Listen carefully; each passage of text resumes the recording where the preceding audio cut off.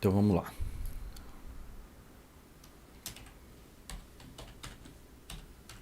Então, começando questão 6.31. Escreva um método que recebe dois números reais A e B e retorna a soma de todos os números primos existentes entre esses dois.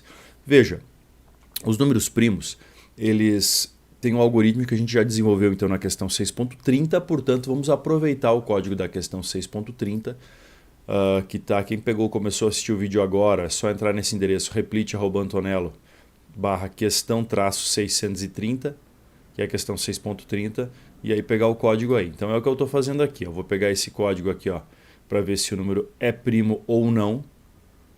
Tá certo? Daqui até aqui. Certo? Ctrl C. E agora aqui eu vou utilizar esse código aqui.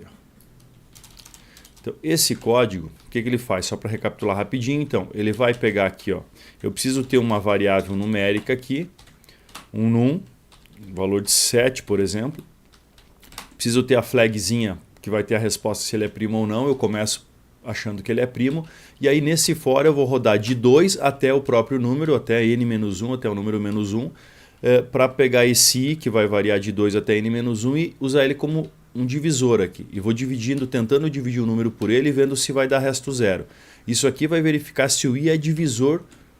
Em algum momento ele é divisor do número. Se for, é porque o número não é primo. Ele não pode ter nenhum divisor no intervalo. Se passar por todo esse for aqui sem entrar nenhuma vez aqui, é porque ele é primo. Então o primo vai permanecer com o valor de 1, que a gente inicializa ele como 1 aqui. E portanto aqui, se ele for 1, isso aqui vai ser verdadeiro, vai imprimir que é número primo. Se não, vai imprimir que não é primo.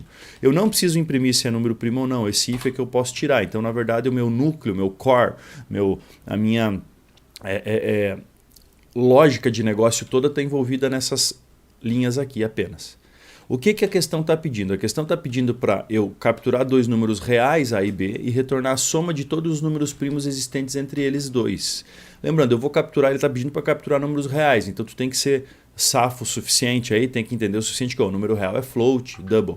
Mas números primos só pode ser de números inteiros, então tem que ter uma conversão, talvez precise de uma conversão aí, você tem que saber fazer isso. Tá, então vamos lá, vamos fazer o que primeiro aqui, printf, número, vou colocar A e B, então A, dois pontos. Eu vou primeiro aqui fazer um int A e B, e vou fazer então scanf, %f, opa, aqui não é int, né? Lembra que ele falou que é números reais, então é float A e B, %f é comercial A, agora aqui B, %f e comercial B.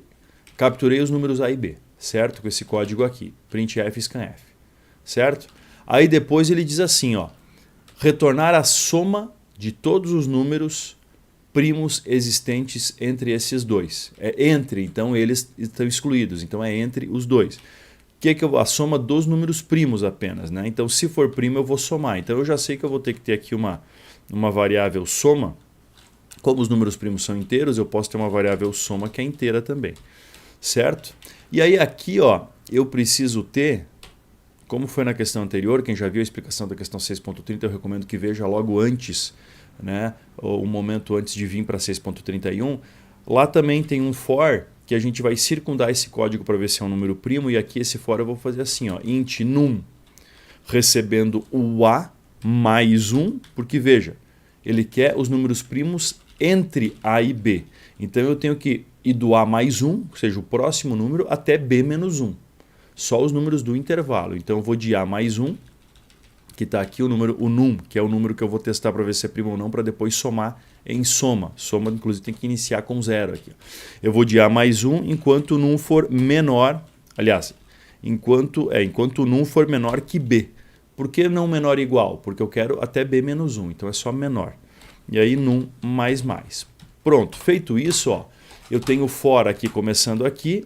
Esse num aqui eu não preciso ter, porque eu não preciso criar a variável, eu já criei aqui dentro do for. E aqui eu vou fazer o cálculo para ver se ele é primo ou não. Ao final, eu vou saber se o num atual aqui é primo ou não com esse if. Se é primo, quer dizer que ele é um número primo, obviamente. Então o que eu vou fazer? Eu vou fazer soma, receber soma mais num. Vou acumular em soma Soma mais num. Eu vou acumular em soma, isso aqui poderia ser escrito como soma mais recebe num, né? Seria a mesma coisa, né, pessoal?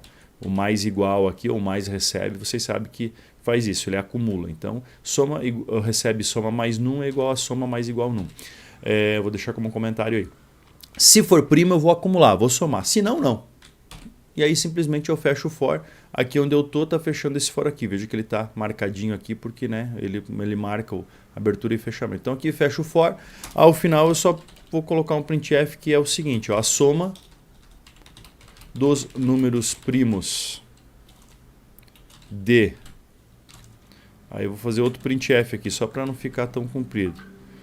%i até %i é %i, certo? Vou deixar vou quebrar aqui, ó. Quebrar um barra n aqui, ó.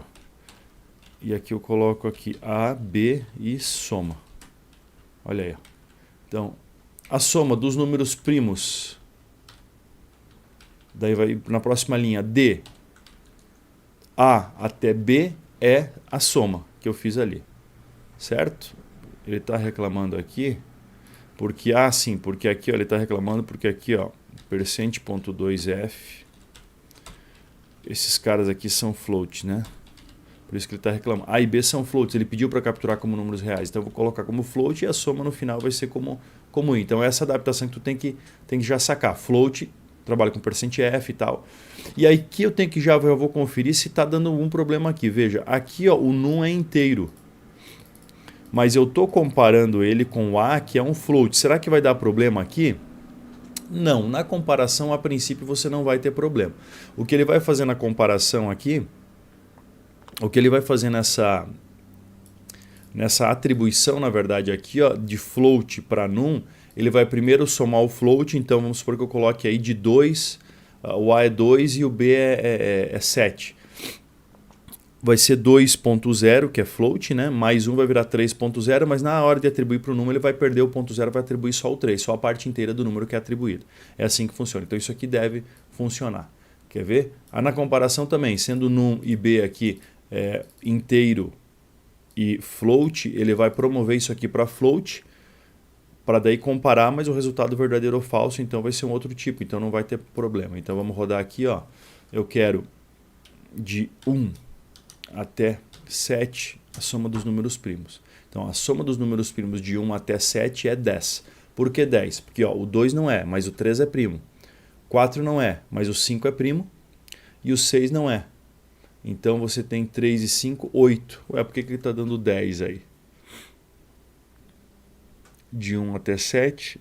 Não, o 2 é primo também, claro, o 2 é primo também. Então tá certo, o 2, o 3 dá 5, mais o 5 dá 10. Tá certinho, perfeitamente. Se for aqui eu tinha esquecido de que o 2 era primo também. Então aqui, ó, se for de 1 até 3, o único número primo que tem no meio é o 2, então tem que dar 2 a soma. Então, de 1 até 3 é 2. Então, está perfeito o código aí. Vamos fazer agora um grandão aí. Vamos somar os números primos de 1 até... Eita, o que eu fiz aí? Apertei o Enter 2 vezes, eu acho. Vamos de 1 até 1000. Olha aí, soma de 1 até 1000. Os números primos de 1 até 1000 é 76.127. Legal? Então, está resolvida a questão 6.31 aí também para vocês. Também um grande exemplo de como se programar, como se usar a lógica de programação para resolver esses problemas aí que não são triviais, mas também não são muito complexos. Tá bom? Qualquer dúvida, deixe aí no comentário. Nos comentários. 6.32 a gente já tinha feito, né?